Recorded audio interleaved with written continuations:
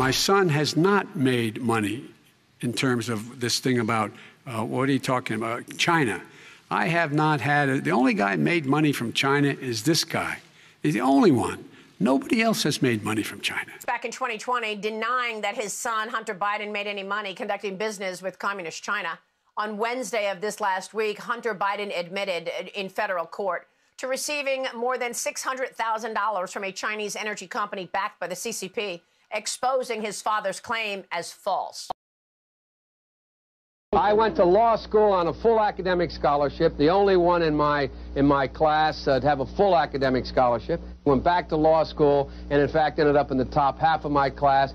I was the outstanding student in the political science department at the end of my year. I graduated with 3 degrees from undergraduate school. Biden now concedes he did not graduate in the top half of his law school class, that he does not have 3 degrees from college, and that he was not named outstanding political science student in college. Newsweek says Biden actually went to school on a half scholarship, ended up near the bottom of his class, and won only 1 degree, not 3. Now Biden says Newsweek is right. His memory had failed him. And I'd be delighted to sit down and compare my IQ to yours if you'd like. Instead of making the wealthy pay their fair share, some Republicans want Medicare and Social Security to sunset. I'm not saying it's a majority. Let me give you, anybody who doubts it, contact my office. I'll give you a copy. I'll give you a copy of the proposal.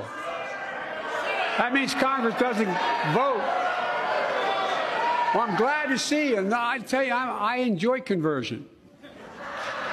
You know, it means if Congress doesn't keep the programs the way they are, they'd go away. Other Republicans say, I'm not saying it's a majority of you. I don't even think it's even a significant, but it's being proposed by individuals. I'm not politely not naming them, but it's being proposed by some of you.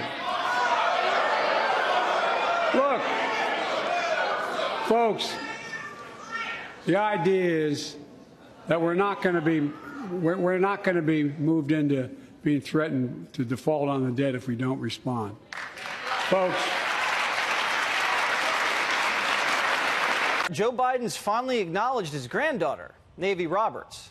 The Bidens sent a written statement to People magazine, quote, "Our son Hunter and Navy's mother London are working together to foster a relationship that is in the best interests of their daughter, preserving her privacy as much as possible going forward."